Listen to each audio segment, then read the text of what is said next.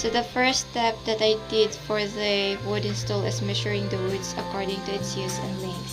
So I used the two sizes of the woods, which is 1 by 2 by 8 and the 2 by 2 by 8. So for 1 by 2 by 8, it will be used for rails, braces, support, and for the sitting pad.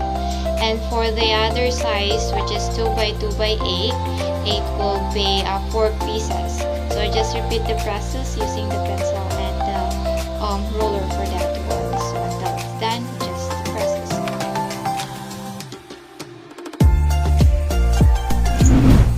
And the next process of making the wooden stool is cutting all the pieces, the 2 by 2 by 8 and 14 pieces of 1 by 2 by 8. So after measuring, I cut them all. The first cut that I made is for the 2 by 2 by 8. I just used the hacksaw for cutting them all for both sizes of the woods. So for the 2 by 2 by 8, because this is a large form of the wood, so it will take a while to cut off each pieces of the wood. So I just use the hacksaw repeatedly until it's done.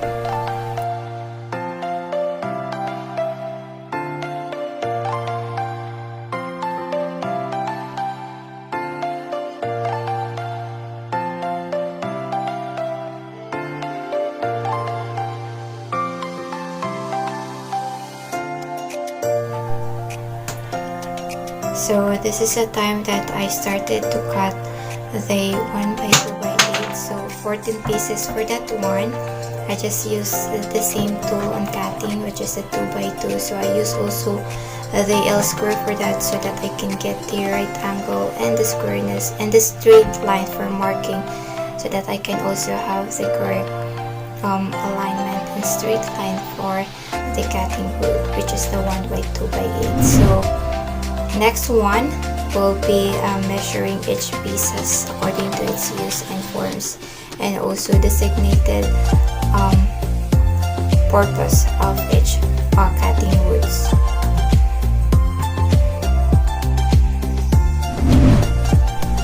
After measuring each pieces, 14, 1 by 2 by 8 and the 4 pieces of 2 by 2 by 8, I just cut the excess of the each wood. So because there are different sizes and angles for that one, and also different designation in making the wooden stool. So I just repeat the process using the hacksaw, so that I can get the right purpose of the woods in making and assembling the wooden stool. Next process, using chisel for creating holes for rails and for braces to attach on it. So I just making a hole for that one for the foundation. So I just repeat the process for the 4 2 by 2 by 8 until I can get the exact measurement of the hole, so that I can attach the braces, support, and also for the rails. So I just repeat that one, use the hammer, use the small size of chisel until it's done. The next one, after creating holes and also forming the woods for braces, I assemble it to create wooden stool. So this will take a long process because I will attach all the pieces of the woods using the glue. So I just repeat the process using the glue for all the time, so that they can attach all the forms of the woods.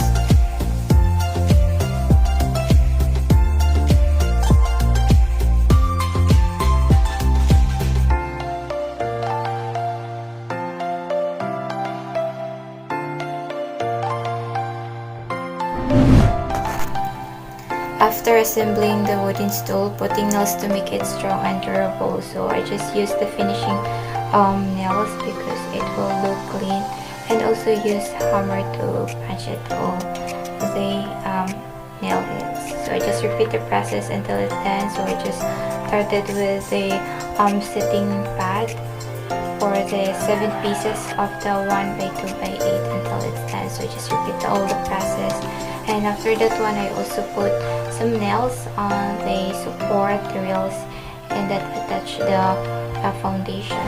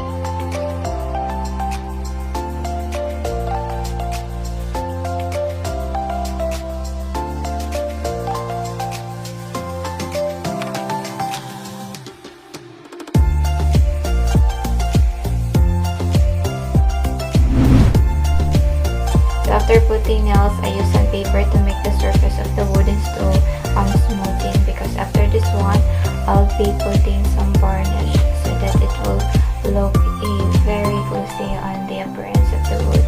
So I'll just repeat all the process of the surface. And the next one is applying the varnish to the wooden stool to have glossy appearance. So this is the first coating of that one, because I just make 2 of them so that it will be look presentable and has a glossy surface of the wood. So I just use the varnish, which is the natural one, because it will look presentable for the furniture.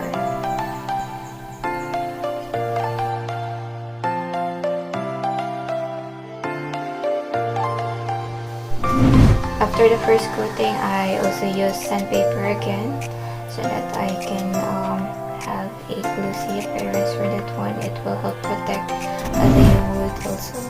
So applying the varnish for the second time, so this is the second coating. So this will help the furniture look glossy, classy, and expensive. And yes, this is the final output. This is the wooden stool.